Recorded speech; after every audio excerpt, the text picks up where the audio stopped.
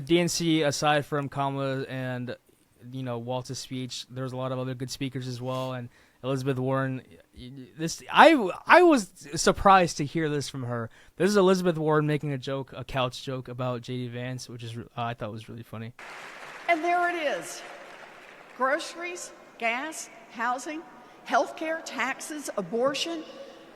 Trust Donald Trump and JD Vance to look out for your family? Shoot, I wouldn't let those guys, I wouldn't trust them to move my couch. Perfect. Bro, oh man, I see.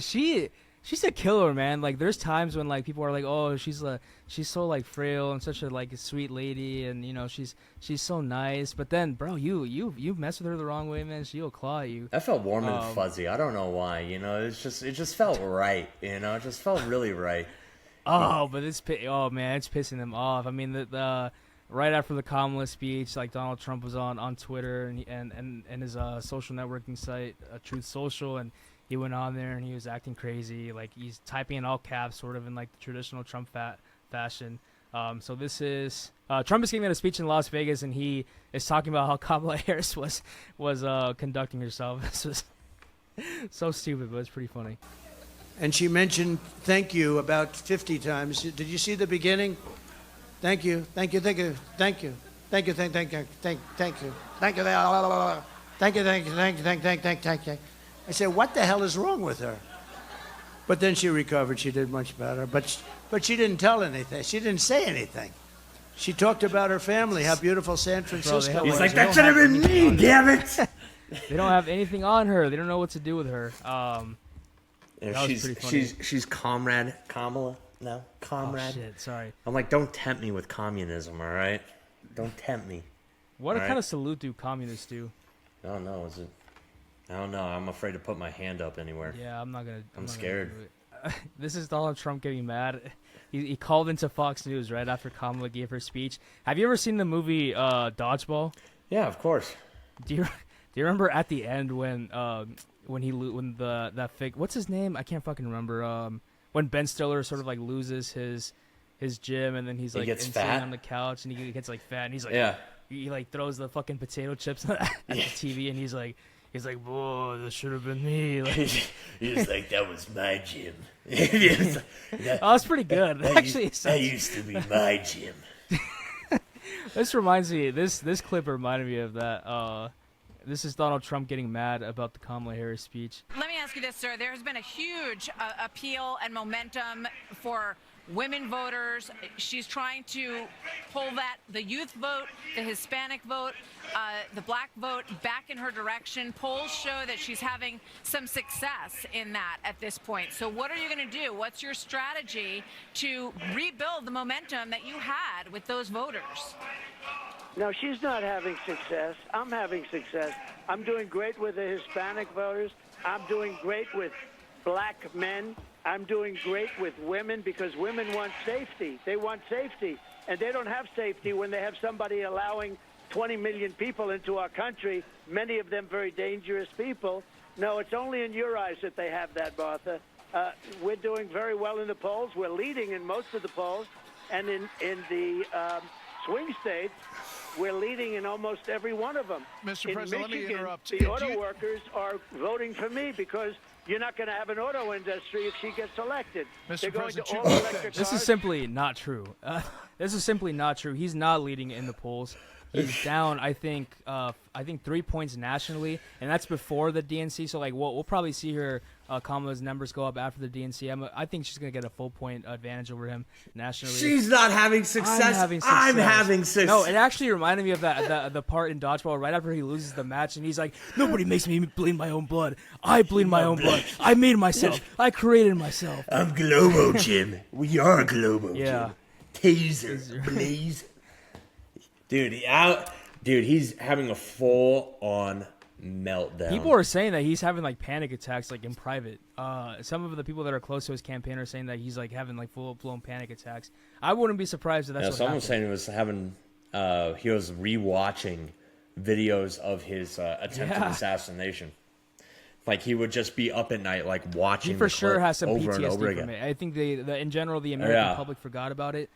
But yeah, he's for sure suffering from some sort of like PTSD from it, which is, you know, Yeah. I do feel bad for him in that sense, but that was a perfect opportunity for him to tone down the rhetoric, and he's straight far from that. He could have changed his tone like altogether and been like, "Hey, like we're about unity," kind of thing. Like, dude, he would be he'd be doing very well. But you know, Trump is Trump, and he's gonna just talk about himself and you know how bad somebody else is or how bad the country is. And I think it's really becoming this apparent difference in terms of positivity and negativity. Yeah, absolutely. Right. So you got the Republicans that are like, "This sucks. These people are demon, vampire, pedophile lizards. These people, you know, it's corrupt. You know, the world's like doomed. Like, you know, don't worry, Jesus is coming."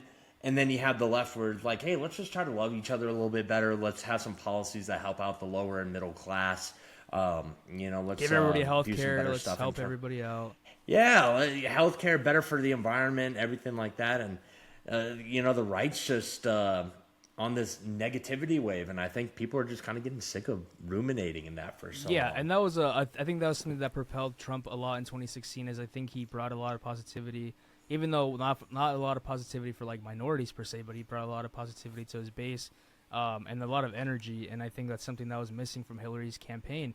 She seemed a lot of the attacks were about Trump. Everything was about Trump, you know. So it was just like it was kind of just in preaching to the choir. Nothing really substantive ever came out of it. So I think that's something that propelled Trump a lot back then that he doesn't have anymore, because everything is so negative now. Like you said, this has become the party of people that are very upset with everything, literally everything. I mean, since 2016, complain about. how many fucking Ben Shapiro videos have we seen about a Barbie, or like, "Oh, I don't agree with this movie." Owning like, the libs. Well, not even owning the libs, but it's like they won't even engage with the culture in a substantive way. Yeah. Any movie that comes They out, have to create counterculture. Snow White, like recently, Snow White came out. Little Mermaid, they had a fucking freak out about Little Mermaid. They were freaking out about the main character being black. It's just like, bro, what is going on here? What are you guys like? What are you guys really doing here? You know, it's no longer about like your beliefs. It's about what you hate. Yeah, the weirdos have pretty much been casted aside. Like the branding for them being weird is perfect, because like that just puts out into the open what they've thought about themselves for so long, that they're weird, that they're outcasts, that they're different. Dude, you got the Daily Wire trying to make counter programming, right? They're trying to do counter programming for AAA blockbusters. They don't want they couldn't get into Hollywood, so they became anti-Hollywood. They you know, at this point right now, you know, they've dug themselves too deep into this hemisphere where they can't even be like, "Hey, you know, maybe let's become like bipartisan again." Yeah. You know, or it's like, "Hey, let's maybe try to bridge the gap a little bit better." Unity will never be their message. No, it won't. Yeah. Unity will not be something. It won't. Because even Tim Walz is talking about like, "Hey, those people who disagree with you, they are still your neighbor." And, you know, and we're going to, even Kamala Harris is saying like, "Hey, like I want to make the country better for all of them. So like, no matter if you're Republican or Democrat, I want to make this country better for everybody." Yeah. And that's just rhetoric, because like Trump's not going to say that. He's not going to be stating out there. He's like, "Hey, I want to make it better for the Democrats," or, you know, like, "I want us to get along." It's going to be like, "Oh, I tried to get them to get along with me, but you know, I'm just too strong on this, and you know, they didn't want to like congratulate me or kiss the ring," and you know, and so because they're not going to kiss his ass, then he don't really give a fuck. So I think that's 100%. I think it's 100% right. This was my favorite moment of the Trump freakout on Fox News. Keep in mind, Trump called into Fox News. It wasn't like Fox News called him. All right. He's calling at 4 He's a.m. calling in. Now, this is pretty late. I mean, I think he's probably in Florida You or up? New York, so this is Eastern time. So this is probably around like midnight. I think that's when. Oh my I God. think that's when I was watching Kamala's speech. Past his Yeah, bedtime, man. It's past a normal person's bedtime for politics.